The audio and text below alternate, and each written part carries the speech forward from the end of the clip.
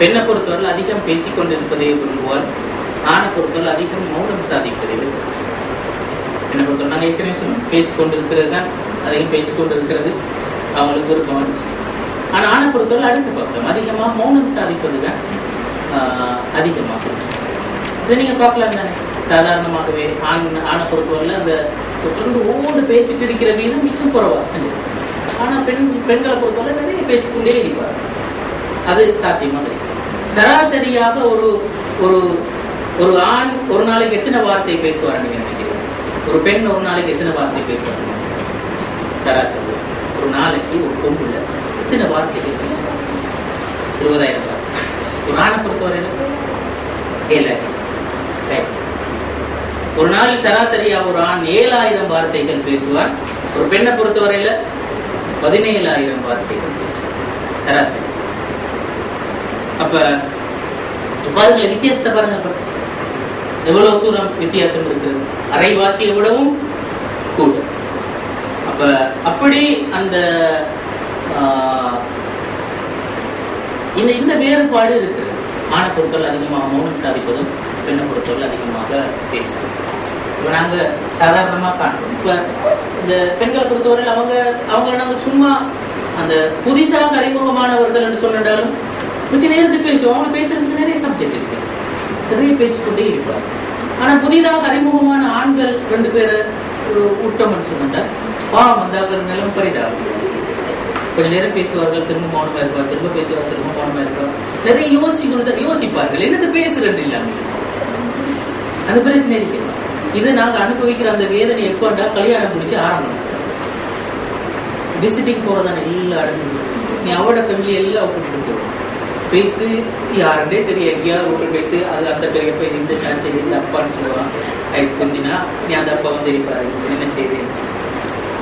சில பேர் அவங்க உள்ளுக்கு போய்த்து ஓட்டு பேசிப்பாங்க. ஆனா வெளியில் இருக்கிற எங்கட பாடு அந்த மனுஷன் அவருக்கு போய் நேரத்துக்கு சிரிப்பாரு, அப்படித்தான் போகுது அந்த அந்த லைஃப். ஒரு 6 கோடி என்ன செய்யற, நீங்க என்ன ஜாப் செய்யறாருன்னு கேட்பாங்க. ஜாப் செய்யற ஒரு வன்மையான ஆன்சர் முடிஞ்சு. அது போல திரும்ப என்ன மலையாடா சொல்லுவார்கள், அங்க மலையாடு கேட்பாரு, இல்லைங்க மலையாடு கேட்பாரு. இப்படிதான் அந்த டயலாக் போகும். ஆனா அவங்க போயிட்டு அந்த கல்யாணம் இந்த கல்யாணம் எல்லாம் பேசி முடிச்சுட்டு வந்துருப்பாங்க. சர்வதேச உள்ளது அப்படி ஒரு ரவுண்ட் அப் பண்ணி வந்துட்டு அது செலவே இல்லை. அது இப்ப எங்கட ரிலேஷனுக்குள்ளால நாங்க விசிட்டிங் போனாலும் பரவாயில்ல, அவங்களுக்கு புதிய ஆளாக இருக்கும். அப்போ அவங்க மல்லையா புரிஞ்சுட்டு இருப்பாங்க. வெளியில நாங்க பண்ற பாடு அதுக்கு மட்டும்தான் தெரிகிறது. அப்ப இந்த யதார்த்தத்தை நீங்க பாக்குறீங்கன்னா இது அல்லாஹ் படைச்சு இயல்பு இப்படி. இதை உண்மையிலே ஒரு ஆய்வு ஒன்று செய்தார்கள். அந்த அந்த ஒரு அதாவது ஆண்களை பேச விட்டு தலையில சில மூளையில சில கருவிகளை பொருத்தி பார்த்தாங்க. நம்ம பெண்களை பேச விட்டு சில கருவிகளை பொருத்தி பார்த்தாங்க. ஒரு ஆண் பேசுகின்ற நேரத்துல ஒரு இடத்துல லைட் பத்து. அது என்னது? அந்த பேசுகின்ற தொழிற்பாட்டுக்கு மூளையில ஒரு யூனிட் இருக்கு. அந்த யூனிட் இயங்குகிறது. பேசுகின்ற நேரம் அந்த யூனிட் இயங்குகிறது. எனவே அந்த இடத்துல லைட் பத்துது. ஆனால் பெண்ணை பேச விட்டு பார்க்கறதுல 2 இடத்துல லைட் பத்து. 2 இடத்துல லைட் பத்து. அது எந்த 2 இடம்? ஒன்று அந்த பேசுகின்ற தொழிற்பாட்டுக்குரிய இடம், அது இயங்குகிறது. எனவே லைட் பத்து. இன்னொரு இடம் யோசிப்பதற்குரிய இடம், சிந்திப்பதற்குரிய இடம், அந்த இடமும் இயங்குகிறது அங்கே. எனவே அங்கேயும் லைட் பத்துகிறது. அப்போ ஒரு பெண் பேசுகின்ற நேரத்தில் என்ன நடக்குது என்றால், ஒரே நேரத்தில் அந்த பேசுகின்ற தொழிற்பாட்டுக்குரிய இடமும் இயங்குகிறது, சிந்திப்பதற்குரிய அந்த தொழிற்பாட்டுக்குரிய இடமும் இயங்குகிறது. எனவே அவங்களுக்கு தொடர்ந்து தகவல் வந்து கொண்டே இருக்கு. பேசுவது அவங்களுக்கு அதுல புறப்பாடு இல்லை. தகவல் தொடர்ந்து வந்து எதை யோசிக்கணும் நிற்கிறாங்க, உடனே தகவல் வந்து கொண்டே இருக்குது. இதுல இந்த மாதிரி அதுக்கு போய்கொண்டே இருக்கலாம். ஆனா ஆணை பொறுத்தவரையில பேசுகின்ற நேரத்தில் அந்த தொழிற்பாடு மட்டும் தான் இயங்கும், சிந்திக்கிற நேரத்தில் தனியாக அது மட்டும் தான் இயங்கும். எனவே பேசிட்டு பிறகு சிந்தித்துட்டு மீண்டும் பேசி மீண்டும் சிந்திச்சு மீண்டும் அப்படிதான் ஆண் போகுவீங்க. எனவே கொஞ்ச நேரம் பேசிட்டு யோசிப்பாங்க, அடுத்து என்ன சப்ஜெக்ட் அதை யோசிப்பாங்க, அடிக்க போடுவாங்க, அதை போடுவாங்க. அது போல திரும்ப அது அந்த சப்ஜெக்ட் முடிஞ்சிடும். ஒரு 3 வார்த்தைகள் திரும்ப கொஞ்ச நேரம் யோசிக்கிறேன், என்ன செய்யறது சொல்லி சாப்பிடுங்களேன்னு சொல்லுவாரு. அவர் திரும்ப போதும் பண்ணுவாரு. இப்படி அந்த இப்படிதான் அந்த டைம் பாஸ் ஆகும். மிச்ச நேரத்துக்கு அப்படி பேசிட்டீங்க மாட்டாங்க.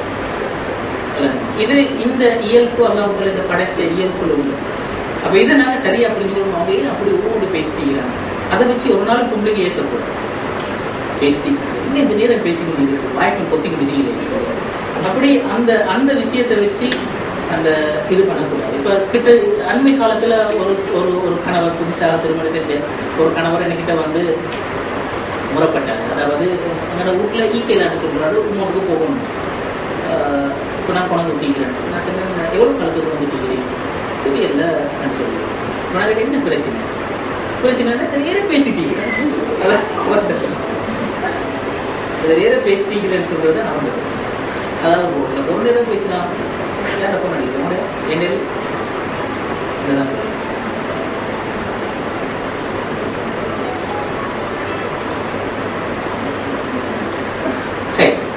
அப்ப அவர் சொல்ற காரணம் உண்மையில எந்த நேரம் பேசிக்கொண்டிருக்கிறார் அடுத்த சவுண்டா பேசு. இந்த ரெண்டு விஷயம் ரோட்ல போற நேரத்துல சவுண்டா பேசுறேன்னு சொல்லி எதுக்கு வர ஏசி இது பண்ணிக்கிறார். அப்ப அந்த இப்போ யாரோ ஒருத்தர் வந்தா ரோட்ல ஏதாவது யாரோ கண்டா அவங்களோட ஓடி பேசிட்டீங்கிறது சொல்லுவாங்க. நாங்க போக வந்த பயணத்தை பேசாம போயிட்டு வருவோம், என்னத்துக்கு அவங்க எல்லாம் போயிட்டு அவங்களோட பேசிக்கணும் சொல்லுவோம். இப்படி அந்த அந்த இதனாலதான் அவங்களுக்கு அவங்க மத்தியில பிரச்சனை வந்து, இதனாலதான் பிரச்சனை வந்து அவங்க ஈக்கலான்ட்டு அப்ப அந்த அதுல எதிர்ப்பை காட்டிக்கிறவ வேற ஒரு வடிவத்தில் அவங்க வீட்டுல ஈக்கல நாங்க விட்டுருவோம் அப்படின்னு சொல்லி அவ எதிர்ப்பை இன்னொரு வடிவத்துல காட்டிடும். அப்ப இந்த இயல்பை புரிஞ்சு கொள்ள என்ன அதிகமா பேசுவாங்க. அந்த அதன் காரணமாக நாங்க குறைத்து மதிப்பிடுவதற்கும் இல்லை, அதன் காரணமாக நாங்க அதை அந்த ஒரு காரணமாக நாங்க சொல்ல இயலாது பெண்ணை பிள்ளை என்று சொல்லுவோம். பிள்ளை என்று சொல்வதற்கு அது ஒரு காரணமா சொல்லுவோம். அதே மாதிரி மௌனமாக இருத்தல அதை வச்சு அதன் காரணமாக சொல்லல அது ஆண் பிள்ளை என்று சொல்லுவாங்க. நான் என்ன கேட்டாலும் இவர் ஒன்றும் சொல்றாரு இல்ல, பேசுற இல்ல, அந்த வார்த்தை இதை மட்டும்தான் ஆம் இல்லை மட்டும்தான் சொல்றாரு. இப்படி அந்த ஒன்வர்ட் ஆன்சரோட அதிகமாக சில டைமும் கணவன் ஆன்சர்கள் இருக்கு. அதை வச்சு நாங்க முடிவெடுத்துடப்படாது இவரு என்னோட பேசுறாரு இல்ல, என்ன கதைக்கிறாரு இல்ல, எனக்கு முகம் தராரு இல்ல, இப்படி எல்லாம் நாங்க முடிவெடுத்துடப்படாது. அது இயல்பு சம்பந்தப்பட்ட ஒரு விஷயம். இதை நாங்க இந்த வேறுபாடுகளை புரிஞ்சு கொள்ள. கையை பொறுத்து ஆணுடைய கை அது ஆள்வதற்குரிய, பெண்ணுடைய கை அதற்கும் செலவு செய்வதற்குரிய, இறுக்கி பிடிக்கிற இயல்பு சரியான குறைவு அப்படி இருக்கிறது. அந்த இயல்பு உள்ளவர்கள் இருக்கிறார்கள். ஆனா அதிகமாக செலவு செய்வதற்குரிய அவங்களுக்கு ஒரு பட்ஜெட்டை போட்டு செலவு செய்ய சொன்னால் பெண்ணை பொறுத்தவரை இப்ப நவீன காலத்துல வளர்ந்து வருகின்ற இன்னொரு முக்கியமான காலம் தான் இந்த ஃபேமிலி பட்ஜெட் சொல்றாங்க. குடும்பத்துக்கான பட்ஜெட் எப்படி. ஆனால் அதை அமுல்படுத்துறதுக்கு உள்ள ஆக முக்கியமான பிரச்சனை என்னது? அதை அமுல்படுத்தணும் யாரு? வீட்டில் உள்ள பெண் தான் அதை அமுல்படுத்துறதுக்கு மிக பொருத்தமான. ஆனால் அந்த பெண் அதை சரி அந்த பெண்ணை வச்சு செய்யறதே தான் உண்மையில் அதோட ஆகப்பெரிய பிரச்சனை. தடையும் தடையும் அந்த விஷயத்துல பெண். அதாவது என்றால் ஒரு பட்ஜெட்டை போட்டு அதை 30 நாளைக்கு மெயின்டைன் பண்ணி அதுல அந்த வரவையும் செலவையும் சரியா பார்க்கிற ஒரு விஷயத்த ஒரு பெண்ணால் செய்ய சரியான கஷ்டம். செய்ய முடியாமல் இல்லை, ஆனா சிறப்பு என்று அவங்களோட இயல்பு அந்த அந்த அதிகமா செலவழி. ஒரு சூப்பர் மார்க்கெட்டுக்கு போனாங்கன்னா தேவையானதை மட்டுமா வாங்கிட்டு வருவாங்க இல்லை, போனதற்காக வேண்டி கண்டதெல்லாம் வாங்கிட்டு வருவாங்க. அது தேவைப்படும் 2 வருஷத்துக்கு பிறகு. ஆனா இப்ப வாங்கிட்டு வந்து வச்சிருக்காங்க. இப்ப எங்கேயாவது ஒரு இடத்துக்கு ஒரு வீட்டுக்கு போனா எனக்கு எதையாவது ஒன்று கண்டா அது வேணும், இது வேணும், இப்படி தேவைகள் நிறைய அதிகரிக்கும்.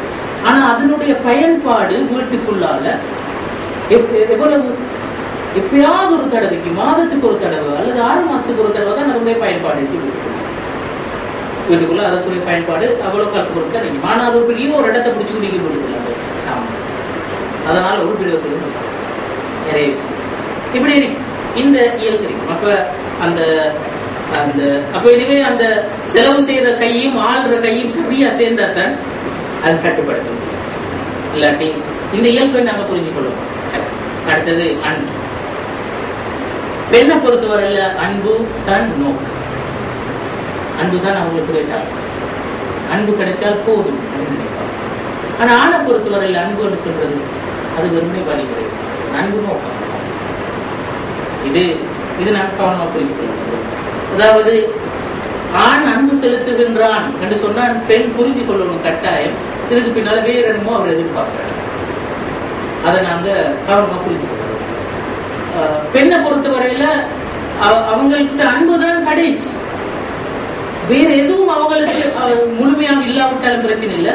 அன்பு சரியாக கிடைக்குமாக இருந்தா அதுல திருப்தி காட்டுவாங்க. இது பெண்ணுடைய இயல்புல அல்லாஹ் தஆலா வைத்திருக்கிறார். அதுல திருப்தி காட்டுவாங்க. ஆணை பொறுத்தவரையில ஆணுடைய நோக்கம் உண்மையிலே கடைசி அவன் திருப்தி காணுகின்ற இடம் அன்பு. அது அவனுக்கு அன்புன்னு சொல்றது ஒரு டூல், ஒரு வழிமுறை. அதை பயன்படுத்துவான் வேற விஷயம், வேற எதையும் அடைந்து கொள்வதற்கு தான் அன்பு பயன்படும். அன்பு எப்பவுமே ஆணுக்கு வழிமுறை. அப்ப அன்பு செலுத்துகின்றார் என்று சொன்னால் அதை நாங்க புரிந்து கொள்ளணும். அது ஒரு வழிமுறை. அதற்கப்புறம் வேறொரு விஷயத்தை அவங்க எதிர்பார்க்கணும் எங்களுக்கு. அதை நாங்க கவனமாக புரிந்து கொள்ளணும். அடுத்து, பெண்ணிடத்தில் அன்பு என்று சொல்றது அதிகமாக வார்த்தை, ஆணிடத்தில் அன்பு என்று சொல்றது அதிகமாக செயல்பாடு. ஆண் தன்னுடைய அன்பை எப்படி வெளிப்படுத்துவான்? ஒரு செயற்பாட்டினூடாகத்தான் வெளிப்படுத்துவான், ஒரு செயலினூடாகத்தான் வெளிப்படுத்துவான். ஆனா பெண்ணை பொறுத்த வரையில அன்பு வெளிப்படுத்துறா அதிகமாக வார்த்தைகளூடாகத்தான் அன்பு வெளிப்படுத்தும். வார்த்தைகளூடாகத்தான் அன்பு வெளிப்படுத்தும். அதுலயும் பெண்ணுடைய எதிர்பார்ப்பும் எப்படி? தன்னை ஒருத்தர் நேசிக்கின்றார், விரும்புகின்றார் என்று சொன்னால் அது வார்த்தைகளூடாக வர வேண்டும் என்றுதான் அவங்க எதிர்பார்ப்பாங்க. அந்த வார்த்தைகளை சொன்னால் அது பெரிய விஷயம் மாதிரி. ஆனா ஆணை பொறுத்த வரையில அதிகமாக அன்பை வெளிப்படுத்துறது வார்த்தைகளூடாக வரும். வார்த்தைகளூடாக அதிகமாக வெளிப்படுத்த மாட்டாங்க, அரிதாக வெளிப்படுத்துவார்கள், குறைவாக. அதிகமாக அன்பு எப்படி வெளிப்படுத்துவார்கள்? செயற்பாடுகள். ஏதாவது வாங்கி கொண்டு தருவார்கள், ஏதாவது உங்களுக்கு கிஃப்ட் தருவார்கள், அல்லது முத்தமிடுவார்கள், அணைத்துக் கொள்வார்கள். இப்படி இந்த மாதிரியான செயற்பாடுகளூடாகத்தான் அன்பை வெளிப்படுத்துவார். இதான் ஆணுடைய இயல்பு. அப்படி இல்லாம அந்த வார்த்தைகள்ல போய் கண்ணே மணியே சிந்தாமணியே கண்டு இப்படியெல்லாம் அந்த சொல்லி அன்பை வெளிப்படுத்த மாட்டார்கள் அதிகம். அப்படி செய்கின்றவரும் இருப்பார். இந்த வேறுபாட்டை நாங்கள் புரிந்து கொள்ளலாம். பல சமயங்கள்ல அந்த ஆண் கொஞ்சம் அதுல விட்டு கொடுத்து பெண் என்ன எதிர்பார்க்கிற அப்படி தாராளமா கொஞ்சம் வலிந்தேனும் சொல்லலாம். சில வார்த்தைகள் வலிந்தேனும் சில வார்த்தைகள் சொல்லலாம். அது எத்தனையோ நாளைக்கு அந்த அது சார்ஜில் இருக்கு, பிரச்சனை இல்லை. அது அப்படி நாங்க 2-3 வார்த்தை சொன்னா அந்த ஃபுல் சார்ஜ் ஒரு மாசத்துக்கு அப்படியே இருக்கு. அதே இதை நாங்க எங்கட வழிமுறையில வெளிப்படுத்தினோம்டா, ஒரு பொருளை கொண்டு கொடுத்தோம்டா, அது அவங்களுக்கு அது சார்ஜ் ஆகவே ஆகும். அதனால அதிகமா சார்ஜ் ஆக மாட்டேங்குது. அப்ப அந்த ஒரு பொருளை கொண்டு கொடுத்தா மிக பெரும்பாலும் என்னது இதானா கிடைச்சேன் அப்படிதான் யோசிப்பாங்க. அந்த இது ரொம்ப கஷ்டப்பட்டு அந்த இதை பார்த்தோன்னே அந்த முகம் வளர்ந்து போவான்னு சொல்லி எதிர்பார்த்து கொண்டு அவரு கொண்டு கொடுத்திப்பாரு. ஆனா என்ன, உண்மையிலே அந்த சிலவில கொண்டு வைக்கிறதுக்கு பிறகு இதானா கிடைச்சேன், இது கொஞ்சம் உடனே அல்லது கேட்பாரு எவ்வளவு வாங்கினீங்க, விலை இதை கூட நல்ல சாமான் விலை பரவாயில்லை. அவர் அவ்வளோ கஷ்டப்பட்டு ஆசையோட கூட வைத்திருப்பார். அப்படி அந்த வார்த்தையை சொன்ன உடனே எல்லாம் அடைஞ்சு வைத்திருக்கோம். அப்ப அந்த நாங்க புரிஞ்சு கொள்ள வேண்டியது ஆண் அன்பை வெளிப்படுத்துவது. எனவே என்ன சாமம் கொண்டு வந்தாரு, நீங்க அந்த சாமனை கௌரவி நல்லதா பாருங்க, நல்லது என்று சொல்லி அப்படி அதை எக்ஸெப்ட் பண்ணு. அதுதான் நாம. அதே போல அடுத்த பக்கம் ஆணும் புரிந்து கொள்ள வேண்டிய இன்னொரு பக்கம், பெண்ணுக்கு வார்த்தைகள் முக்கியமான அந்த வார்த்தைகளை நாங்கள் மொழிவதில் ஒரு நாள் பின்னுக்கு கால், இது ஒரு முக்கியமான இன்னொரு விஷயம். ஆணுடைய கால்கள் நேராய் செல்லும், வேகமாய் செல்லும். பெண்ணுடைய கால்கள் மெதுவாய் செல்லும், பக்கவாட்டில் திரும்பி செல்லும். இது உண்மையில கால் இயக்கம் சொல்றது இது ஒரு விஷயம், ஒரு சப்ஜெக்ட் பாருங்க. அதாவது கல்யாணம் முடித்தவர்கள்ட்ட கேட்டால் ஒரு பிரயாணம் போகிற போயிட்டு வார நேரத்தில் அங்கே இடையில பாட்டிமதாக கொண்டு போடுவோம். 2 கேட்காத மனைவி எங்கேயுமே அதற்கு கோவப்படாத கணவனும்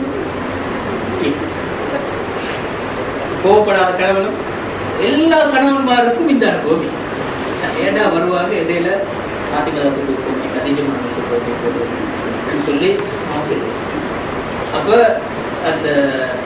அந்த நேரத்துல அதுக்காக ஏச்சி வாங்காத ஒரு மனைவி ஒன்று இல்லை, மிக பெரும்பாலும் அதுக்காக ஏச்சி வாங்கிப்பாங்க.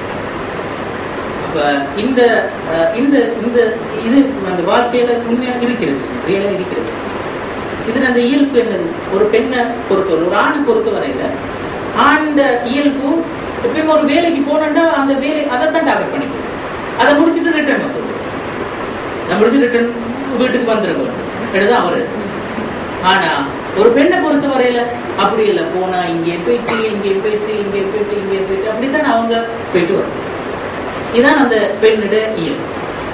அப்ப அந்த இயல்பின் காரணமாகத்தான் அவங்க இங்க போனா இங்கே போயிட்டு இங்கேயும் போய் இங்கேயும் போய் இங்கேயும் போய் அப்படித்தான் அந்த வரும்.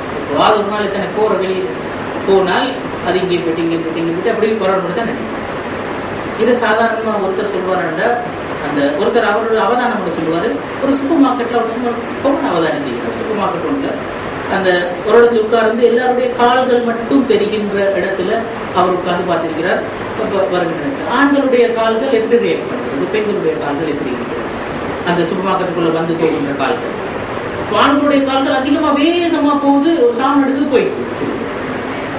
ஆனா பெண்களுடைய கால்கள் எப்படி, அது இந்த பக்கம் போகுது இந்த பக்கம் போகுது, இந்த திரும்ப ரிவர்ஸ்ல வருது அது போகுது. இப்படித்தான் அந்த அந்த பெண்களுடைய கால்கள் போயிட்டு. இது அந்த இயல்பு, அது அப்படித்தான் நல்லவர்கள படைச்சது. அப்ப அந்த இயல்பை புரிஞ்சு ஆணும் செயற்பட வேண்டும், பெண்ணும் செயற்பட. எனவே அவங்க அப்படி கேட்கிறாங்கன்னு சொல்றதுக்காக உடனே முகத்துல பாஞ்சி அவங்களை இது பண்றதும் பிள்ளையா. அதே நேரத்தில் ஆண் அப்படி முகத்துல பாஞ்சால் நீங்க என்ன மதிக்கல, என்ன புரிஞ்சு கொள்ளல, என் மீது இறக்கம் இல்லைன்னு சொல்லி முடிவெடுத்தால் அதுவும் பிள்ளையா. ஆணுடைய திங்கிங் அப்படி இருக்கு. அதனாலதான் அவர் அப்படி நடந்து கொள்றார் என்பதை நாங்க சரியா புரிஞ்சு கொண்டோம்னா அந்த பிரச்சனை வராது. நாங்க அவர் ஏசினாலும் சில டைமுக்கு நாங்க அதை இயல்பா எடுத்துக்கொள்வோம். அவர் அந்த நிலைமையில ஏசுவார், எல்லா மக்களும் வரை ஏசுவார். அது மாதிரி நானும் முதல் தடவை வச்சு கேட்டு 2வது தடவை வச்சு கேட்காம பார்த்துக்கொள்ள. போற வார நேரங்கள்ல அதிகம் கேட்கிறத தவிர்த்து கொண்டால் நான் போக முந்தியே நீங்க வீட்டுல இருந்து போக முந்தியே இங்கேயும் போயிட்டு வரலாமா என்ற அந்த போற இடங்கள் எல்லாத்தையும் அப்படி கணவனோட சேர்ந்து டிசைன் பண்ணி கொண்டா அப்பா அம்மாருக்கு சொல்ல மாட்டார். அப்பா அம்மாருக்கு சொல்ல மாட்டார். அதிகமாக அந்த எல்லாம் போயிட்டு தான் வரும். இடையில சில வேலை அவர் ஏஜெண்டா கொஞ்சம் மாத்துவார், டயர்டா கொஞ்சம் மாத்துவார். வீட்டுக்கே போயிடுவோம், தேவையில்லை அதிகமாக அடுத்த கிளம்புவோம். அந்த டைமுக்கு இல்ல நாங்க போகணும் அத்தி இதுன்னு சொல்லி சொல்லாம பரவாயில்ல நீங்க உங்களுக்கு கஷ்டப்பட்டா போக முடியுது ரெண்டு சொல்றதுதான் சரி பொருத்தமான.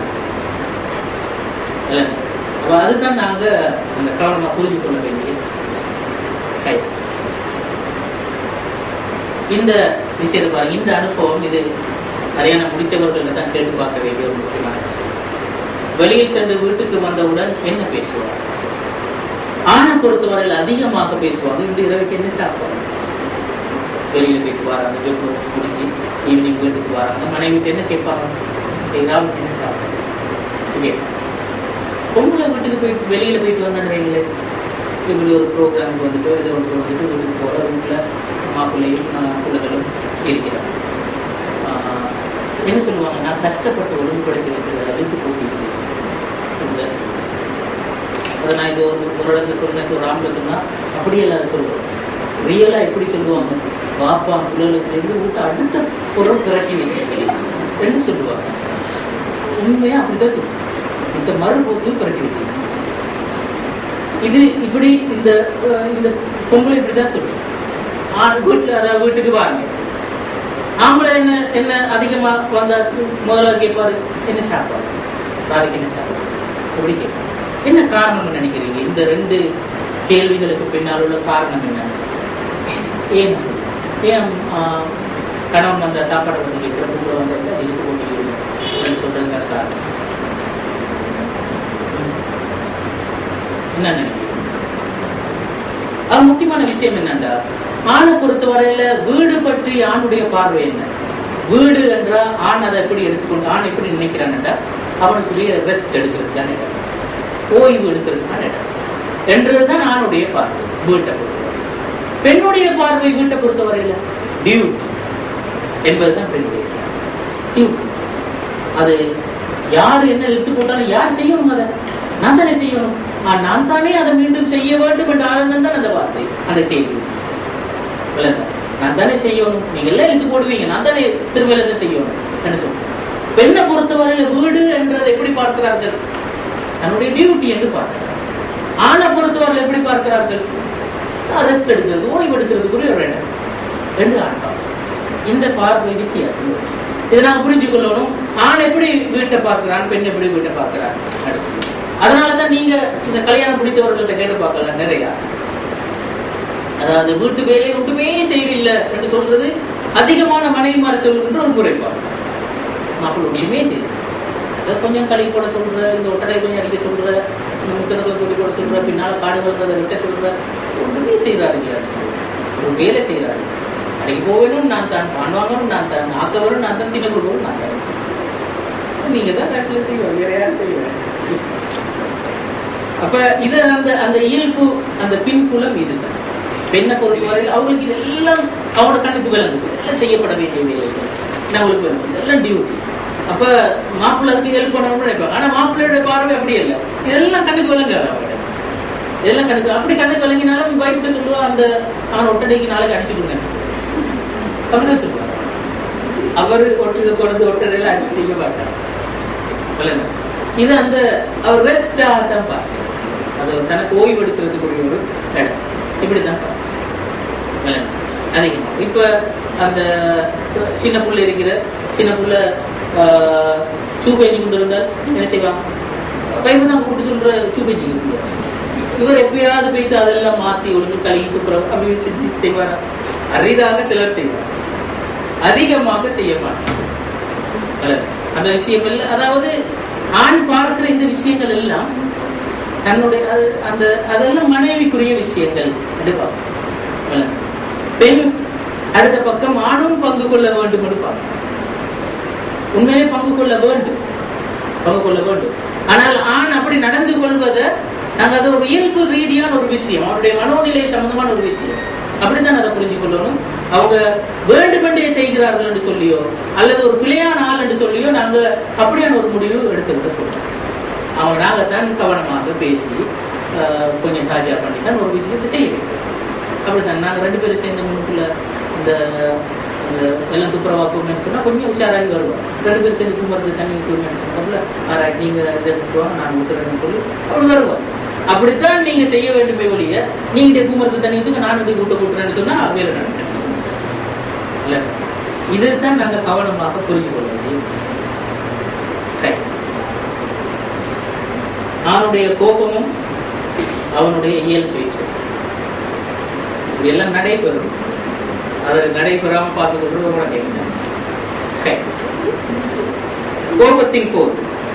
கோபத்தின் போது சத்தம் எடுப்பவர், கடின வார்த்தைகளை பிரயோகிப்பவர், குற்றச்சாட்டுகளை அள்ளி வீசுபவர். அவனுடைய உண்மையில இயல்பு என்ன? தூய்மையான தோழமை இயல்பு. கோபம் வந்தா சத்தம் போட்டுறார், கடுமையான வார்த்தைகளை பிரயோகிக்கிறாங்க. உங்கள் மீது குற்றச்சாட்டுகளை நீங்க அப்படி செஞ்சீங்க இப்படி செஞ்சீங்க அந்த நேரத்தில் இப்படி செஞ்சீங்கன்னு சொல்லி எல்லாம் குற்றச்சாட்டுகளை அள்ளி போடுறார். 2வது உண்மையில மோசமானவர் அல்ல, அதை நாங்க புரிஞ்சுக்கணும். இப்படி வார்த்தைகளை பிரயோகிச்சு நாங்க முடிவெடுக்கிறோம்னா மோசமான ஒரு மனுஷன் அப்படி அல்ல. அதாவது தூய்மையானவர் தோழமை இயல்பு கொண்டவர் தான் உண்மையில அப்படி பேசுறார். இந்த இப்படி அந்த இது வெளிப்பட்டால் உண்மையில அவருடைய இயல்பு அதுதான், அவருடைய இயல்பு அதுதான். கோபம் வருகின்ற நேரத்தில் இந்த பண்புகள் வெளிப்படும். இப்படியான விஷயம் இந்த வகையில் அது வெளிப்படும். நாங்கள் மோசமானவரிடம் வெளிப்பது. அடுத்து கோபத்தின் போது பழைய சம்பவங்களை ஞாபகப்படுத்திய சிறீங்க, அந்த நேரம் எனக்கு இப்படி செஞ்சீங்க இப்படி செஞ்சீங்க இப்படி செஞ்சீங்க என்று சொல்லி பழைய சம்பவங்களை ஞாபகப்படுத்திய சினா உண்மையிலே அந்த மனுஷன் என்ன இயல்பு கொண்டவர்? பொறுப்புணர்ச்சி உள்ள மனுஷன், பொறுப்புணர்ச்சி உள்ள, தமக்கு மத்தியிலான விசேட பொழுதுகளை கௌரவிக்கின்றவர், கடமை தவறாது. அது அந்த இயல்பு உள்ளவர் தான் அப்படியே பேசுற நேரத்துல பழைய விஷயங்களை ஞாபகப்படுத்தி ஏசினாருண்டா அந்த இயல்பு உள்ளவர், பொறுப்புணர்ச்சி உள்ள மனுஷன். உங்களோட அந்த கல்யாண நாளை ஞாபகம் வச்சிருப்பாரு, நீங்க முதலாவது செஞ்ச வேலை ஞாபகம் வச்சிருப்பாரு, இதெல்லாம் ஞாபகம் வச்சிருப்பாரு. முதல் டேல நீங்க முதலாவது என்ன வார்த்தை பேசினது கூட ஞாபகம் வச்சிருப்பாரு, இதெல்லாம் ஞாபகம் இருக்கு.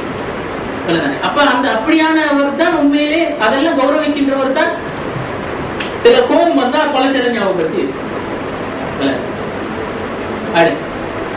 உணர்ச்சி வசப்படாத முகத்தில் மட்டும் கடுகடுப்பை வெளிப்படுத்துவார் அல்லது தலைப்பை மாத்துகின்ற பிரச்சனை வந்தா நேரடியா சப்ஜெக்ட் பேசாம தலைப்பை டொபிக்க மாத்தி அப்படி அந்த மாறி செல்லுங்க. அதாவது உணர்ச்சி வசப்படுறதுல முகத்துல மட்டும் அந்த கோபத்தின் அடையாளங்கள். அப்படியான ஆளை பொறுத்தவரையில அவர் யாரு? தற்காப்பு உணர்ச்சி கொண்டவர், மோதி கொள்ள விரும்பார். பிரச்சனைகளை காலத்துக்கு விட்டு விடுறார். பிரச்சனை நேரடியாக தீர்க்க மாட்டார். பிரச்சனை எல்லாம் காலத்துக்கு விட்டு விடுகின்ற இயல்பு இருக்கும். அவர் எப்பவுமே இந்த தற்காப்பு உணர்ச்சி கொண்டவராகத்தான், அந்த இயல்பு கொண்டவராகத்தான் இருக்கும். இது இன்னொரு வகை. அடுத்து கோபத்தின் போது அடாவடித்தனம் புரியும். அதாவது சத்தம் போட்டு கூச்சலிட்டு கதவை ஓங்கி அடைக்கிறது, பாத்திரங்களை போட்டு உடைக்கிறது, இந்த மாதிரி வேலை செய்கின்றவர். இவருடைய இயல்பு என்ன? தவறையும் விமர்சனத்தையும் ஏற்றுக்கொள்ள தயாரில்லை. அடுத்தவர் மீது பழி போடும். அப்ப தவறு விமர்சனத்தை ஏற்றுக்கொள்றதுக்கு முடியாத ஒருத்தர் தான் உண்மையிலே இந்த வகையான இயல்போட இந்த வகையான வேலை செய்யற கோபம். அதாவது அடுத்தவர்கள் தன்னுடைய தவற அந்த இனம் காட்டிடப்படாது. அதை தன்னை மிகச்சி தான் பிழை என்று அடுத்தவர்கள் சொல்லிவிடக் கூடாது. அப்படி சொல்லாம தான் அவரு ஆக கூட சட்டம் போட்டுவார். திரும்ப அந்த கதவை ஓங்கி அடிப்பார் அல்லது பாத்திரங்களை போட்டு உடைப்பார். இந்த மாதிரி வேலை செய்யும். அடுத்து மூன்றாம் தரப்பட்ட உதவியை நாடுகின்ற ஒரு பிரச்சனை வாரணத்தில் கோபாரன் இருக்கிறார். இவர் உண்மையாய் மனிதர்களை நேசிக்கின்றார், தனிமையை வெறுக்கின்றார். தனிமையில் அவர் எப்பவுமே அந்த சமாதி செய்தி எல்லாருமே சேர்ந்து வாழும், எல்லாமே நெஞ்சிருப்போம், நாங்கள் தெரியப்படாது பிரச்சனை வரும், இப்படி இயல்பு கொள்வார். அவர் தான் பிரச்சனை வாரணத்தை டக்குன்னு மூன்றாம் மனசனை நாடு இன்னொரு ஆள்கிட்ட போயிட்டு பேசி அதுக்கான சொல்யூஷனை தெரிவிக்கொள்ள முடியும். இது அந்த இயல்பு. அடுத்து நீங்க தெரிந்து கொள்ள வேண்டிய சில சட்டம். இது நான் எல்லாத்தையும் இதுல விரிவா சொல்லல, சில விஷயங்களை மட்டும் சொல்றேன். மதி வதி என்று சொல்ற 2 விதமான நீர் பதார்த்தம். மதி என்று சொல்றது என்ன என்றால் வழுக்கல் தன்மைகள் ஒரு நீர் பதார்த்தம். உடலுறவுக்கான பீடிகையின் போது அல்லது கற்பனையின் போது வெளிப்படும். உடலுறவுக்கு முந்தி வெளிப்படுகின்ற ஒரு நீர் பதார்த்தம். பெண்ணிடம் இது ஆணை விட அதிகமாக பெண்ணை பொறுத்தவரை இது வெளிப்படும். இது வெளியாகின்றத அதிகமா உணர்ந்து கொள்ள மாட்டார். இது சட்ட நிலைப்பாடு என்னது? நஜீஸான ஒரு பதார்த்தம். உரிய இடத்த கழுவணும், குழு செய்யும். அதாவது இப்படி இந்த மதி வெளிப்பட்டால் உது முறிக்கிறது. அந்த வகையில் நாங்கள் உதவு செஞ்சு கொடுப்போம். கட்டாயம் நாங்கள் தொழுகை அந்த நிலைமைக்கு தொழுகைக்கு போறோம்னா கட்டாயம் நாங்கள் அந்த இடத்த கழுவி சுத்தப்படுத்தி தொழுகைக்கு போறோம்னு சொன்னா கட்டாயம் நாங்கள் உழு செய்து கொள்வோம். அது போல வதி என்று சொல்றோம். இதுவும் கட்டியான வெள்ளை நிறம் இருப்பதால் சிறுநீரை தொடர்ந்து வெளிவரும். இதுவும் நஜீஸானது தான். உரிய இடத்தை கழுவ வேண்டும், உழு செய்து கொள்வோம். அடுத்து பெண்ணின் இந்திரியம் உடலுறவின் போது வெளிப்படும் நீர்ப்பதால் இது குளிப்பை கடமையாகும். இதில் தக்கல் திட்டானா அந்த குளிப்பு கடமையாகும் என்று அடுத்து இந்த விஷயத்தை பத்தி நான் விரிவாக பேசல. இது சம்பந்தமாக உண்மையிலே நிறைய புத்தகங்கள் இருக்கின்றன. நாங்க செக்ஸ் எஜுகேஷன் சொல்றோம் அல்லது குடும்பவியல்ல அந்த செக்ஷுவல் லைஃப் என்று சொல்லுகிற அந்த பகுதியை பொறுத்தவரையில கட்டாயம் ஒரு பெண்ணை பொறுத்தவரை இந்த நாலேஜ் இருக்கு. இதுல நாங்க 0வாக குடும்ப வாழ்க்கைக்குள்ள நுழையாமல் இருக்க இந்த பூச்சிய நிலைமையில நாங்க கோப்படும். எதுவுமே தெரியாது அதை பத்தி கண்டு சொல்கின்ற மாதிரி இருக்கக்கூடாது. கட்டாயம் உடலுறவு தொழிற்பாடு என்று சொல்றது என்ன, அது எதற்காக நடைபெறுகிறது, எப்படி நடைபெறுகிறது, அதை நாங்க நல்லாக அந்த தொழிற்பாட்டை எப்படி செய்ய முடியும், எப்படி கணவனை திருப்திப்படுத்தலாம், நான் திருப்தி நிலைமை எப்படி பெற்றுக்கொள்ள முடியும், ஒரு பிள்ளை எப்படி உருவாக்குறது, பிள்ளை எப்படி வளர்கிறது, எப்படி பிள்ளையோடு கிடைக்கிறது, இந்த தொழிற்பாடுகள் எல்லாத்தையுமே கட்டாயம் நாங்க அறிவாக தெரிந்து வைத்துக் கொள்ள வேண்டும். இது ஆக முடியும். அறிவாக நாங்கள் தெரிந்து இதற்கு உண்மையிலே இப்ப இருக்கின்ற நிறைய இது சம்பந்தமாக பேசுகின்ற புத்தகங்களோ அல்லது ஏனைய விஷயங்கள் உண்மையிலே அது அந்த பிள்ளையான வழிக்கு நடத்தி செல்ற மாதிரி தான் அது அணுகப்பட்டிருக்கிறது, பேசப்பட்டிருக்கு. ஆனா அதிலிருந்து நாம பெற்றுக்கொள்ளாம அறிவுபூர்வமாக இது அணுகிய நிறைய நூல்கள், நிறைய அந்த ஆக்கங்கள் இது சம்பந்தமாக இருக்கிறது, நிறைய ஸ்பீச்சுகள் கூட இது சம்பந்தமாக இருக்கு. அப்படியான அறிவுபூர்வமாக அணுகின இடங்கள்ல இருந்து நாங்க அந்த நாலேஜை கட்டாயப்படுத்திக் கொள்ள வேண்டும். நாங்க தனித்து பூச்சியமாக மட்டும் இந்த விஷயத்துக்குள்ள அந்த குடும்ப வாழ்க்கைக்குள்ள போகக்கூடாது. அதாவது இது சம்பந்தம் எதுவும் தெரியாத நிலைமை நாங்கள் போகக்கூடாது. எங்களுக்கு கட்டாயம் சில விஷயங்கள் தெரியும். அந்த அறிவோடு தான் நாங்கள் போகணும். அப்பதான் நாங்க கணவனோடு அந்த விஷயத்துல முழுமையாக ஒத்துழைக்கின்றவர்களாக இருக்க முடியும்.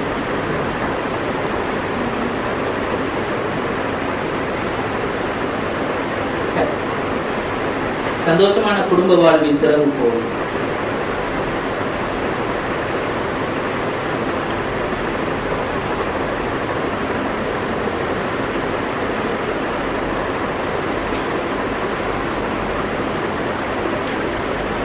என்ன சந்தோஷமான குடும்ப வாழ்வின் திறவுகோல்?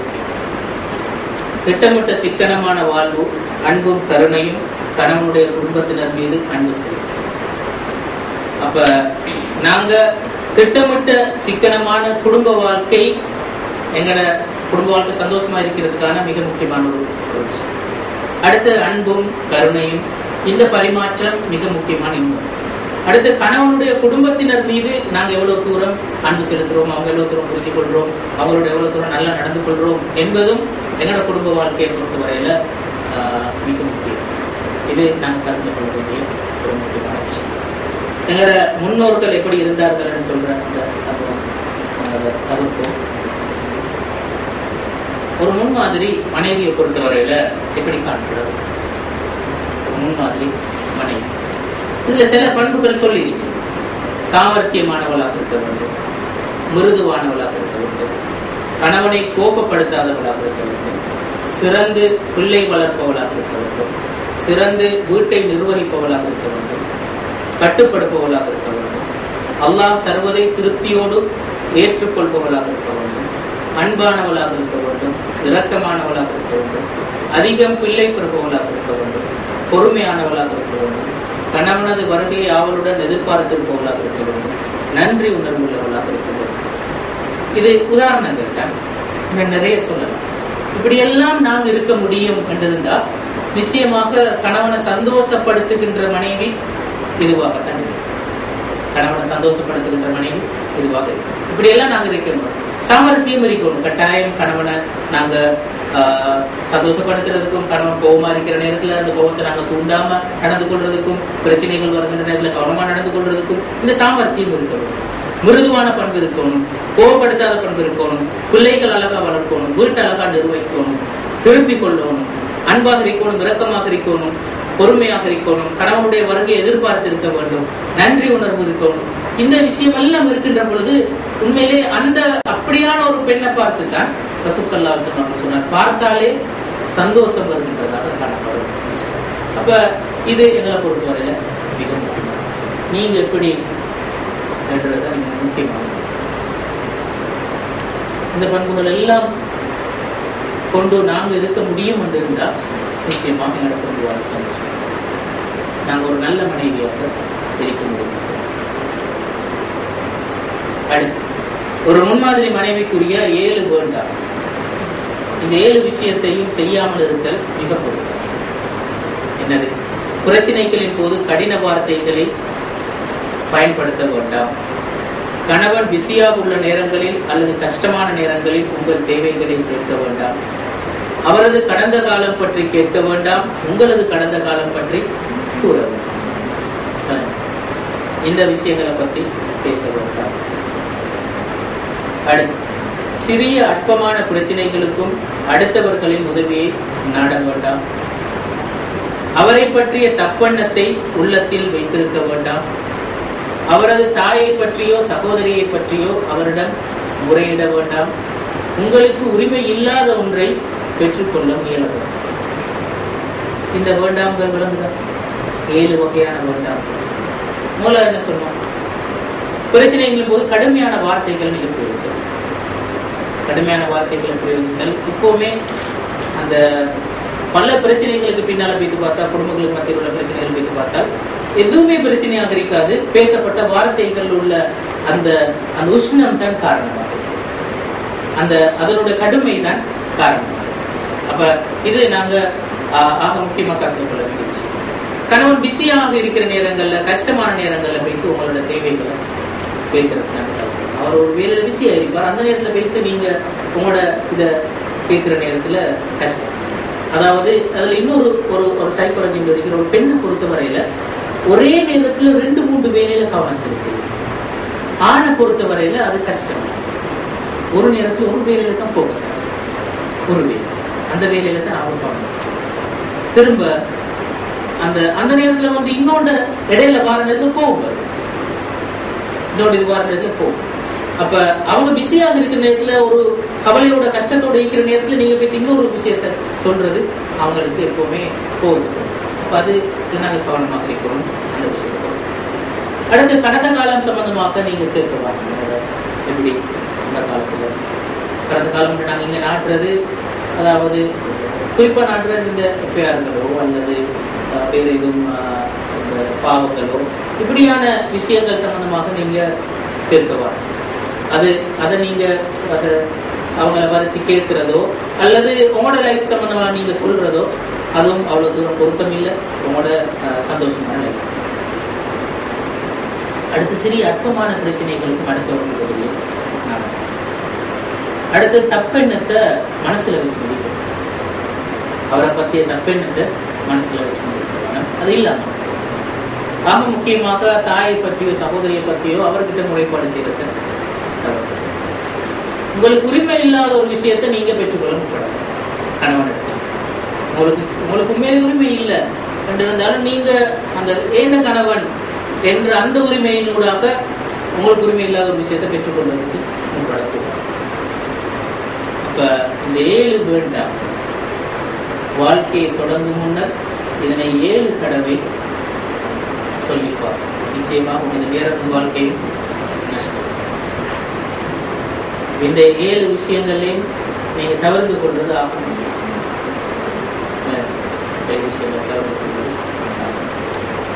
அடுத்து கணவன் வெறுக்கின்ற 5 பெண்கள்.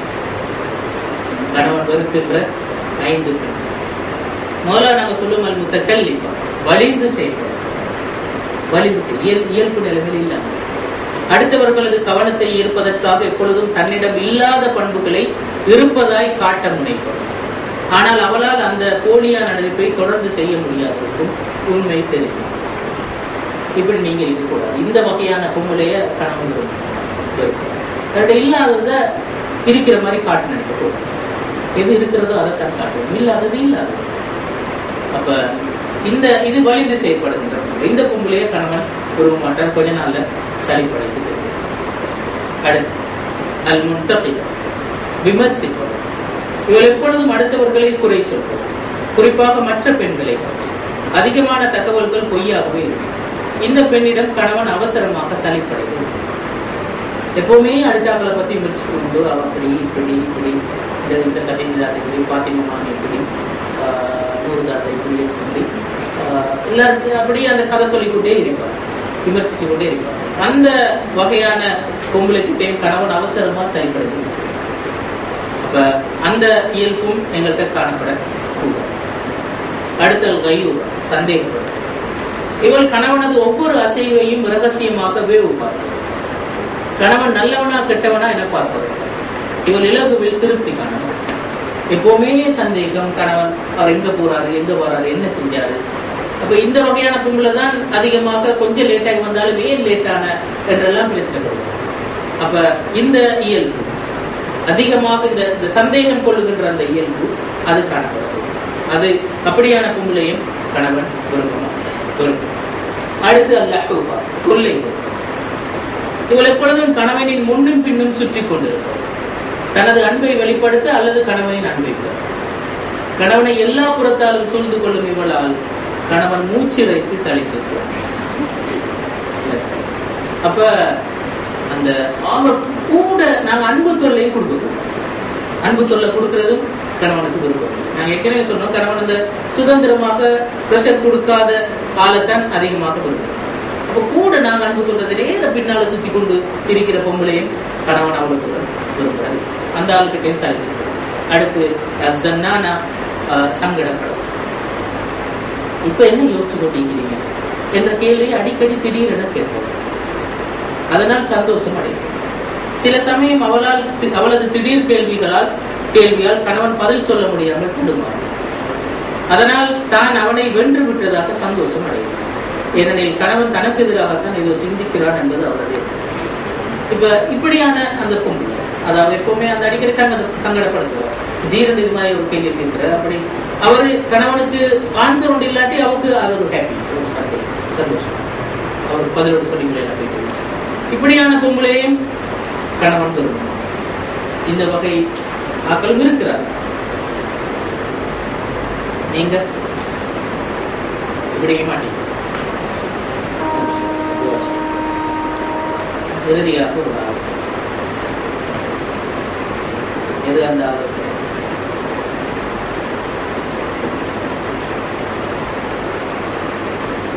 கணவனுடன் தோன்றும் பிணக்குகளின் போது அதனை தீர்க்க நீங்கள் கையாளும் வழிமுறையை பொறுத்தே பிணக்கு தீரவோ அல்லது பெரிதாகவோ. இதுல நாங்க மிச்சக்காவலம் ஆகிட்ட விஷயம். நான் எங்களோட வழிமுறைகளால தான், நாங்க கையாளுகின்ற வழிமுறைகளால தான் உண்மையில எங்களுக்கு நிறைய பிரச்சனை வரும். அப்ப பிரச்சனை நிச்சயமா வரும், பிரச்சனை நிச்சயமா வரும். ஆனால் அந்த பிரச்சனையை தீர்க்கிறதுக்கு நாங்க என்ன வழிமுறையை கையாளும், எந்த அளவுக்கு நாங்க மிருதுவான அழகான வழிமுறைகளை கையாளுகின்றோமோ அந்த அளவுக்கு பிரச்சனைகள் எங்களை விட்டு கூறும். நாங்க கையாளுகின்ற வழிமுறை எப்ப அந்த கடுமையான வழிமுறைகளாக இருக்கிறதோ அல்லது பிழையான வழிமுறைகளாக இருக்கிறதோ அந்த அளவுக்கு பிரச்சனை பெருசாகிறது. இது ஒரு தனியான இன்னொரு பகுதி. இன்ஷா அல்லாஹ் நீங்க எல்லாம் கல்யாணம் முடிஞ்சதுக்கு பிறகு அவங்ககிட்ட நீங்க சொன்னீங்கன்னு சொன்னா இன்ஷா அல்லாஹ் கல்யாணம் முடிச்சதுக்கு பிறகு குடும்ப வாழ்க்கையில் அவர்கிட்ட பிரச்சனைகள் எப்படி கையாளலாம் என்ற சம்பந்தமாக வேணும்னா நாங்கள் போகிற ஒரு ப்ரோக்ராம். ஆனால் ஒரே ஒரு மீட்பு தானே, நீங்கள் எல்லாம் கல்யாணம் முடிச்சு வாழ்க்கையில் அனுப்பணும் பிரச்சனைகள் வாங்கி அப்போதான் அந்த ப்ரோக்ராம். கொடிபிடித்து கோஷமிட்டு உரிமை குரல் எழுப்புவதற்கு ஒன்றும் கம்பெனி. என்னது? குடும்பம். ஒருவருக்கு ஒருவர் விட்டு கொடுத்து செல்வதுதான் இதழியா. நாங்கள் குடும்பத்தை கம்பெனியாக எடுக்கிறோம். நான் ஏற்கனவே சொன்னேன், குடும்பம் என்று சொல்றது இந்த இயல்பு வேறுபாடு, அந்த வேறுபாடு, எல்லா வேறுபாடும் இருப்பதன் காரணமாக விட்டு கொடுப்பு மட்டும்தான் அதுல ஜெயிக்க முடியுமான விஷயம்.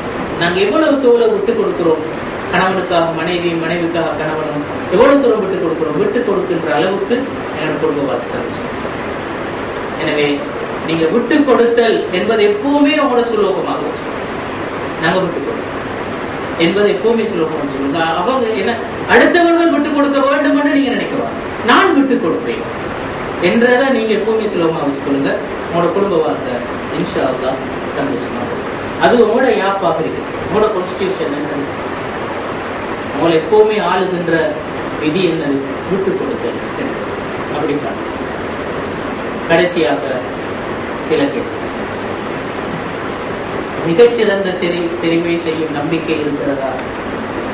உங்களால் ஒரு மிகச்சிறந்த தெரிவை செய்ய முடியும் என்று நீங்க நம்புறீங்களா? எல்லாரும் சொல்லுங்க, நம்புறீங்களா? தடைகள் எல்லாத்தையும் தாண்டி செல்லலாம் என்று நம்புறீங்களா? அந்த பரம ரகசியம் மாதிரி அந்த மற்றது என்னது நம்ம அது போல லைலாவுக்கு வந்த பிரச்சனை மாதிரி இப்படியான தடைகள் எல்லாம் வரும், தாண்டி செல்லலாமா? செல்ல வேண்டும். குடும்ப வாழ்வுக்கான தயாரிப்புகள் இருக்கிறதா? ஒரு குடும்ப வாழ்க்கையை நாங்க அல்ஹம்துலில்லாஹ் செய்யணும், பிரச்சனை நாங்க ரெடி, மானசீகமாக நாங்கள் அந்த தயாரிப்புகள் இருக்கிறதா? யாருக்கு இன்னும் போதான்னு நினைக்கிறார்கள் இருக்கிறீங்களா? அப்படின்னு நாங்க சும்மா ஒரு பிச்சை இருக்கிற செய்யலாம். இஸ்லாமிய வீட்டை உருவாக்கலாம்னு நீங்க நினைக்கிறீங்களா? உங்களோட எல்லாத்தையும் வீடுகள் நல்ல இஸ்லாமிய குடும்பங்களாக, இஸ்லாமிய வீடுகளாக இருக்கலாம், நாங்க அப்படி செய்ய முடியும் நீங்க கருதுறீங்களா? அல்ஹம்துலில்லாஹ் நாங்க முடிக்கும், நாங்க முடிக்கும். இப்ப நீங்க எனக்கு ரெண்டு விஷயங்கள் செஞ்சீங்க, ரெண்டு விஷயங்கள் செஞ்சீங்க. முதல்ல இந்த ஃபோம் நீங்க நடத்தி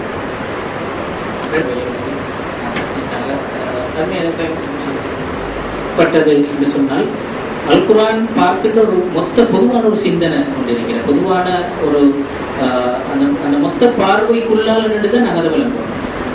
ஆணை எப்படி பார்த்தது? ஆண் அந்த குடும்பத்தின் தலைவன் என்ற வகையில் ஆண் தான் செலவழிக்க வேண்டும், ஆண் தான் எல்லா விஷயத்துக்கும் பொறுப்பு என்ற அந்த அடிப்படையான கன்செப்டுக்கு கீழே நின்று ஒரு பெண்ணை பொறுத்தவரையில் ஒரு பெண் தவறு விடுகின்ற நேரத்துல ஆண் அதனை எப்படி அணுக வேண்டும் என்று சொல்லுகின்ற ஒரு ஒழுங்க அல்லாஹ் தஆலா சொன்னார்.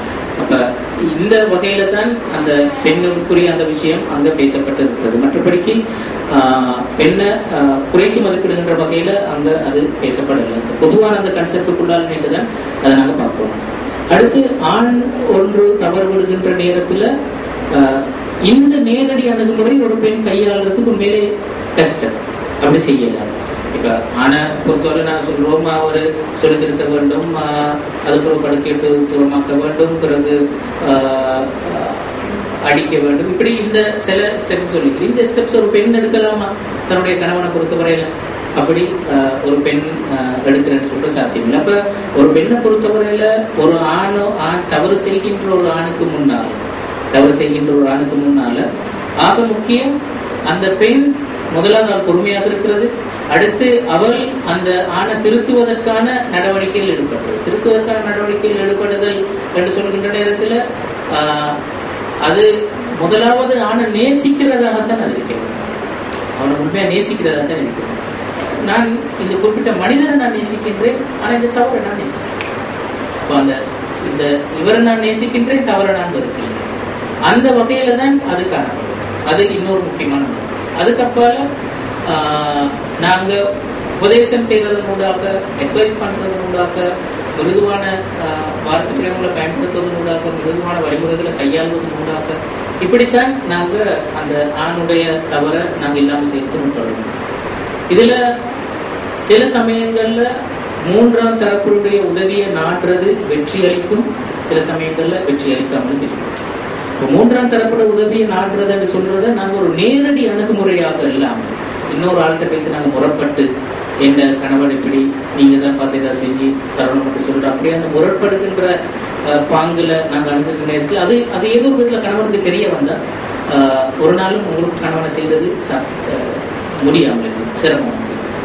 அப்படி இல்லாம நாங்க ஒரு மறைமுகமான அணுகுமுறையில தான் நாங்க அந்த விஷயத்த கையாள வேண்டும். சில நல்ல மனிதர்களை சந்திக்க வைக்கிறதாகவும், அவர்களுடனான அந்த நட்பை ஏற்படுத்தி கொடுக்கிறதும், அவங்களோட வீட்டுகளுக்கு நீங்க கணவனை கூட்டிட்டு விசிட்டிங் போறதும், இப்படியான மறைமுகமான அணுகுமுறைகள் ஊடாகத்தான் கணவரை நீங்க அந்த தவறுகள்ல இருந்து மீட்டெடுக்கிறது சாத்தியம். ஒரு நாள் ஒரு சபையில இருந்த கணவன் அவர் இப்படி நீங்க ஒரு சபையில சொல்வதனாலேயோ அல்லது இது பண்றதால ஒரு நாளும் கணவனை இது பண்றது சாத்தியம் இல்லை. அது முதலாவது விஷயம்.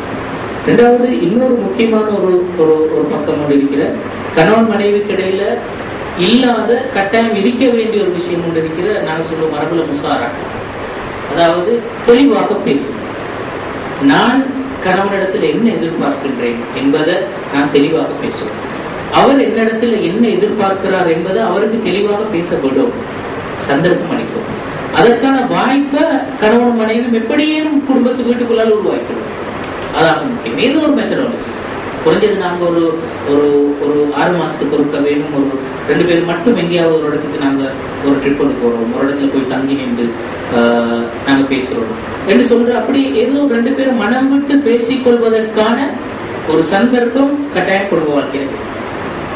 அந்த பேசிக்கொள்வதற்கான சந்தர்ப்பத்தின் போது கடைபிடிக்க வேண்டிய ஆக முக்கியமான ஒழுங்கு, ஒரு நாளும் கோவப்படுறது இல்ல, உணர்ச்சி வசப்படுறது இல்ல, எதிர்த்து பேசுறது இல்லை. இந்த விஷயங்கள் 2 தரப்பும் செய்யக்கூடாது. முழுமையாக காது கொடுக்கும், அவர் என்ன சொல்கிறார் காது கொடுக்கும். அப்படி இந்த உடன்பாட்டோடு நாங்க 2 தரப்பும் கணவன் மனைவியும் வெளிப்படையாக பேசிக் கொள்ளுகின்ற அன்பு கட்டாயம் கொண்டு வாழ்கின்றது. அது இல்லாம போற நேரத்துல தான் உண்மையிலே நிறைய விஷயங்கள் அந்த சேர்ந்து நீங்க கம்ப்யூட்டர்ல ஃபைல்கள் ஒன் பண்ணி போனா ஒரு கட்டத்துல ஸ்டக் ஆகும். அதான் குடும்ப வாழ்க்கைக்குள்ள. குடும்ப வாழ்க்கையில் ஆக பெரிய பிரச்சனை இதுதான். பிரச்சனை தொடர்ந்து பிரச்சனை வந்து சேர்ந்து அப்படியே அந்த அந்த எல்லா ஃபைலும் தொடர்ந்து அந்த நிலைமைக்கு வந்து சேரும். அது அப்படியே வாழ்க்கையை இருக்கிறது. ஒரு இடத்துல கொண்டு போயிட்டு அதுக்கு மேல நகர விடாது. அது அப்படி வெடிச்சால் அது பிரிவாகத்தான் முடிவு வந்து. அப்படி அந்த நிலைமைக்கு நாங்கள் போகக்கூடாது. சின்ன விஷயங்கள் வருகின்ற நேரத்தில் நாங்கள் தெளிவாக பரஸ்பரம் மனசு விட்டு பேசி விஷயங்களை இல்லாமல் செய்யணும். அது ஆகும். இந்த ஒரு செயல்முறை போதும் கணவன்கிட்ட உள்ள தவறுகளை விலைகளை நாங்கள் மாற்றி அமைக்கிறோம். இந்த வழிமுறை ஒரு நல்ல வழிமுறை. அது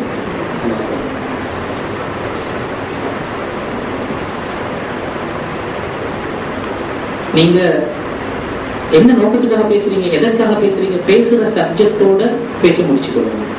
அதாக முக்கியமான என்ன என்ன என்ன சப்ஜெக்டுக்காக பேசுறீங்க, அவரோட ஒரு விஷயத்தை பரிமாறிக்கொள்றதுக்காகவே நீங்க பேசுறீங்க. அந்த சப்ஜெக்ட் பிறகு நீங்க மிச்சம் பேச்சை வளர்த்து கொண்டு இல்லாமல் குறிப்பிட்ட அந்த சப்ஜெக்டோடு அவசரமா பேச்சை முடிச்சுக்கொள்ளணும். அது முதல்ல விஷயம். ரெண்டாவது, யாருக்கும் தெரியாம, உங்களோட வீட்டுல யாருக்கும் தெரியாம நீங்க கோல் பண்றதாக அவர் உங்களுக்கு கோல் பண்றதா தெரியக்கூடாது. உங்களோட வீட்டுல உங்களை சார்ந்தவர்கள், உங்களோட அம்மா அப்பா இவங்களுக்கு அவர் பேசுறாரு, நீங்கள் பேசுறீங்கன்றது தெரியும். அது ரெண்டாவது விஷயம். மூன்றாவது விஷயம், அதாவது நீங்க தனிச்சு வீட்டுல இருக்கிற நேரங்கள்ல நீங்க மட்டும்தான் வீட்டுல நீங்க அல்லது இரவு நடுநிசையில இப்படியான சந்தர்ப்பங்கள்ல அவர் பேசுறதோ நீங்க பேசுறதோ இதை நாங்க தவிர்க்கிறோம்.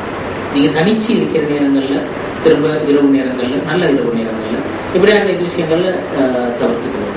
அடுத்து நாங்க வார்த்தைகள்ல பேசியிருப்பவர் தானே, திருமணம் பேசியிருப்பவர் தானே.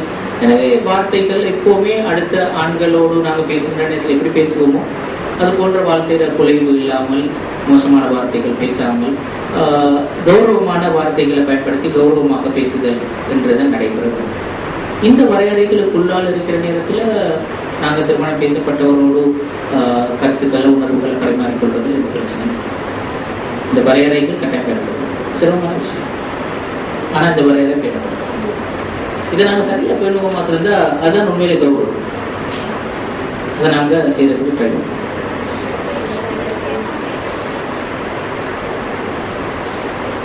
பேசாமலும் இருக்கலாம். குடும்ப வாழ்க்கை என்று வருகின்ற நேரத்தில் பேசுவது அதனை விட சிறப்பு. பேசுவது அதனை விட சிறப்பு. இப்ப இருக்கின்ற எங்கட சிக்கல் நிறைஞ்ச வாழ்க்கை ஒழுங்கு, இப்ப இருக்கின்ற எங்கட சமூக சூழல், கலாச்சாரம், இவைகள் எங்களை அந்த கட்டாயம் ஒருத்தர் அடுத்தவரை விளங்கி கொள்றது மிக முக்கியமானது. ஆரம்ப கால சூழ்நிலைகள்ல உண்மையிலே அந்த அந்த சமூக சூழல் மிச்சம் நல்ல சமூகம். அந்த சமூக சூழத்துல இயல்பாக வளர்கின்ற ஒருத்தர் நல்ல மனுஷனாகத்தான் வளரும். மோசமான எண்ணங்கள் இல்லாம, மோசமான நடத்தைகள் இல்லாம, பிழையான எதிர்பார்ப்புகள் இல்லாம இயல்பான நல்ல மனுஷனாகத்தான் வளரும். ஆனா எங்கட வாழ்க்கை சூழல்ல வளர்கின்ற ஒரு மனுஷன் இயல்பான நல்ல மனுஷனாக வளர்றதுக்கான சூழல் இல்லை. நிறைய பிழைகள் கலப்பதற்கான வாய்ப்பு இருக்கு. அப்ப கட்டாயம் நாங்க புரிந்து கொள்ளல் என்பது முக்கியமானது. அடுத்தது, இப்ப அந்த இவற்றிலெல்லாம் பாதிப்பு செலுத்துறதுக்கு நிறைய மீடியாக்கள் நிறைய இருக்கிறது. இந்த மனுஷன மன உணர்வுகளை வேறு திசைக்கு எடுத்து செல்றது, இதெல்லாம் எங்களுக்கு சொல்லும். கட்டாயம் நாங்க புரிஞ்சு கொள்வோம். புரிஞ்சு கொண்டால்தான் நாங்க அந்த இடத்தை நோக்கி. ஷரியத்திலையும் அதுக்கு தடை இல்லை என்று இருக்கிற நேரத்தில் புரிந்து கொள்வதற்கான தேவைதான் கூட. அல்லாஹ்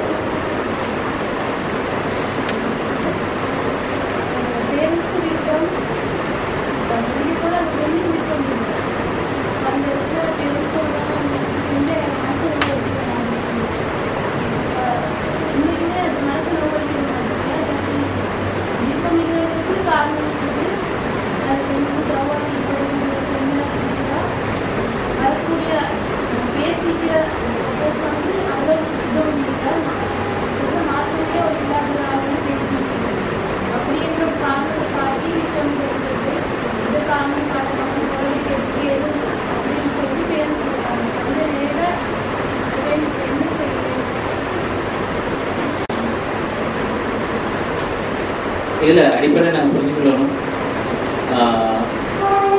எங்கள்கிட்ட தெளிவாக இருக்க வேண்டிய விஷயம், இப்போ குர்ஆன் கணவன் மனைவி சொல்றதுல உன்ன லிபாசுல்ல கும்பஅத்துல் லிபாசுல்ல, அவர்கள் உங்களுக்கு ஆடை, நீங்கள் அவர்களுக்கு ஆடை. ஆடை என்று சொல்ற நேரத்துல, தெரிவு செய்யற நேரத்திலே நாங்க எங்களுக்குரிய ஆடைய தெரிவு செய்யற நேரத்துல எப்படி தெரிவு செய்வோம்? உங்களுக்குரிய ஆடையை இன்னொருத்தர் தெரிவு செய்யறதை விட நீங்க தெரிவு செய்யறது தான் மிச்சம் பொருத்தமானது. அப்பதான் நீங்க உங்களுக்கு சூட்டான சரியான ஆடையை தெரிவு செய்வீங்க.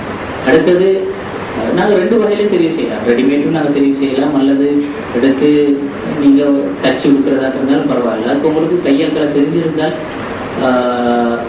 நல்ல தலைவருக்கு தெரிஞ்சிருந்தா அதை வேலை செய்யலாம். தெரியலண்டா, எனக்கு தைக்கிறது தெரியலண்டா நாங்க ரெடிமேட் எடுக்கிறது தான் நாங்க பொருத்தமானது. அந்த வகையில உங்களால திருத்தி கொள்ள முடியும் என்று அந்த வகையில உங்களுக்கு தேர்ச்சி இருக்கிற உங்களால செய்ய முடியும் என்று இருக்கிற நேரத்துல நாங்க அதை பத்தி கொஞ்சம் யோசிக்கலாம், பிரச்சனை இல்லைன்னு சொல்லி பார்க்கலாம். ஆனால் அப்படி அந்த விஷயத்துக்கு உத்தரவாதம் இல்லைன்னு இருக்கிற நேரத்தில் எங்களோட லைஃபை பொறுத்தவரையில் எது ஆக சிறந்தது? எங்களோட லைஃபை பொறுத்தவரையில நாங்க ரெடிமேட்டை தெரிவு செய்யறத மிச்சம் பொறுத்துனாங்க. இப்ப நீங்க சொன்ன சூழ்நிலையை பொறுத்தவரையில நாங்க அதுல 2 விதத்துல பார்க்கலாம். ஒன்று, உங்களை நாடி அப்படி ஒரு விஷயம் வந்திருக்கிறது இருந்தா நீங்க அந்த வெளி தோற்றத்துல சில சமயங்கள்ல அல்லது நீங்க கேள்விப்பட்ட விஷயங்கள்ல அவர்கிட்ட மார்க்கம் இல்லை என்று இருக்கிறதாக இருக்கலாம். ஆனால் உண்மையான அவருடைய நிலைமை அது வல்லாமல் இருக்கையிலும் அது ஒரு இடையில ஒரு தற்காலிக சூழ்நிலையாக இருக்கலாம். அவர் உண்மையிலே அவருடைய அசலுக்கு அடிப்படைக்கு திரும்பிடுவார் என்ற மாதிரி நிலைமை இருக்கலாம்.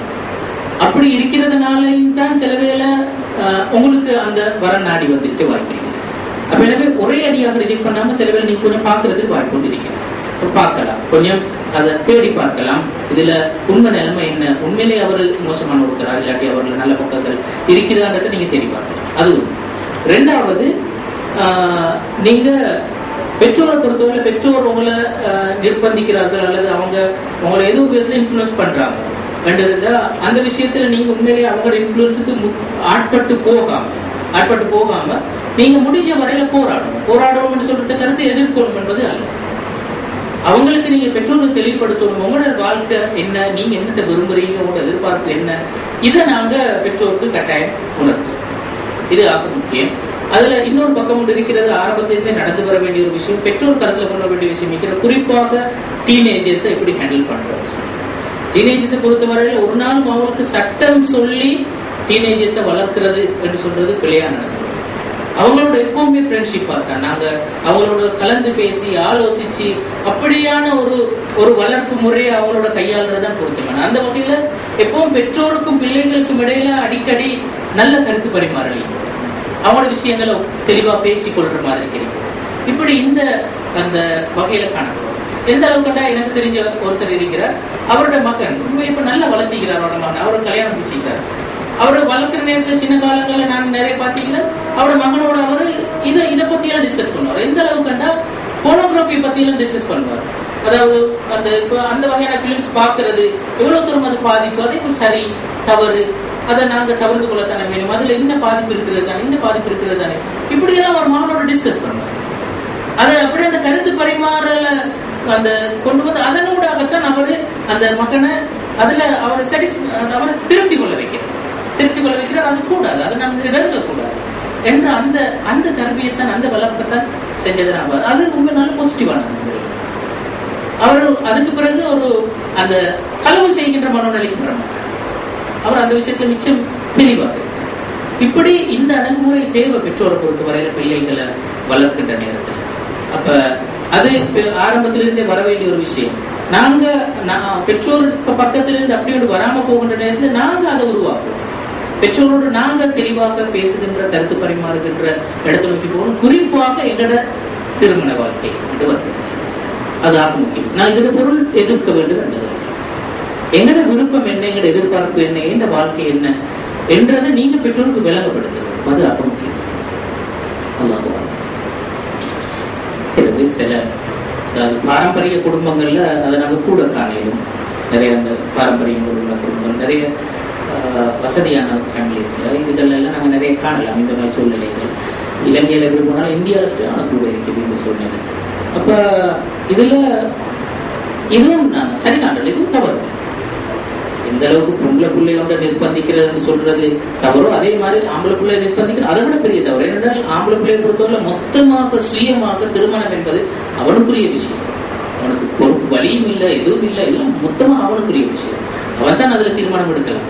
அப்ப அப்படி இருக்கிற நேரத்துல குறிப்பிட்ட ஒரு ஆள் குறிப்பிட்ட கட்டாயம் திருமணம் முடிச்சு அவர் பண்ற அந்த நிர்பந்தம் ஆணை பொறுத்தவரையில செய்தல் ஒரு பிள்ளையான அனுப்புறை. அதை நாங்க ஒரு நாளும் அக்செப்ட் பண்றது இல்லை. ஆனால் அந்த சூழ்நிலையில அகப்பட்ட ஒரு ஆணை பொறுத்தவரையில ஃபேமிலியை சமாளித்தல் என்று சொல்றது எதிர்த்தல் அல்ல. உண்மையில எப்படியோ ஒரு கவனமா தான் சமாளிக்கும். சில வேளை ஒரு குறிப்பிட்ட ஒரு பெண் அவங்க சொல்லலாம், நாங்க ஒரு நாளும் ஒரே அடியா மறுதளித்தல் என்றது இல்லாம கொஞ்சம் பார்க்கலாம். அவங்க சொல்றதுல என்ன நியாயம் இருக்கிறது போய் பார்க்கலாம்.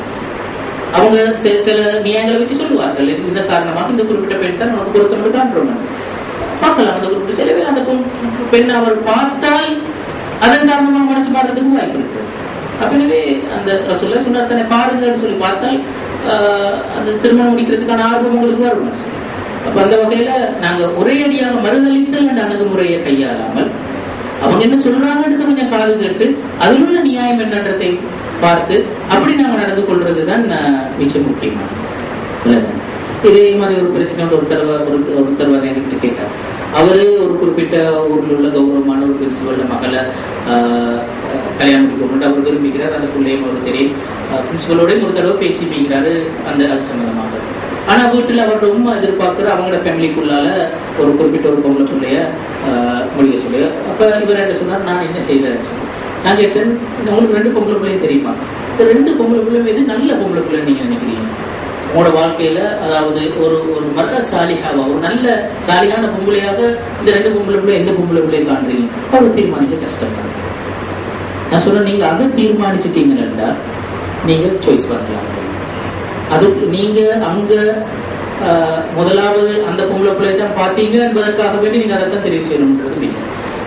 இது இந்த பொம்பளை பிள்ளை உண்மை நிர்பந்திக்கிறதுக்காக வேண்டி நீங்க மறுக்க வேண்டியதும் இல்லை. இந்த 2ஐயும் பார்க்கலாம். அதையும் பாருங்க, இதையும் பாருங்க. உங்களுக்கு எது பெட்டர், எது பொருத்தமான சொல்லி மிச்சம் உங்களோட லைஃபுக்கு நீங்க மிக பொருத்தமானது எது எடுக்கிறீங்களோ அதுல நீங்க தீர்மானப்படுங்க. இதுதான் என்னுடைய மனைவி என்று தீர்மானப்படுங்க. அதுக்கு பிறகு அதற்கு அடுத்ததாக என்ன செய்யலாம்ன்றத, இந்த பக்கத்தை சமாளிக்க வேண்டும் அவங்கள சமாளிக்க, இந்த பக்கத்தை சமாளிக்க வேண்டும் அவங்கள சமாளிக்க. அதான் நாங்க கையாள வேண்டிய வரணும். அல்லாஹ்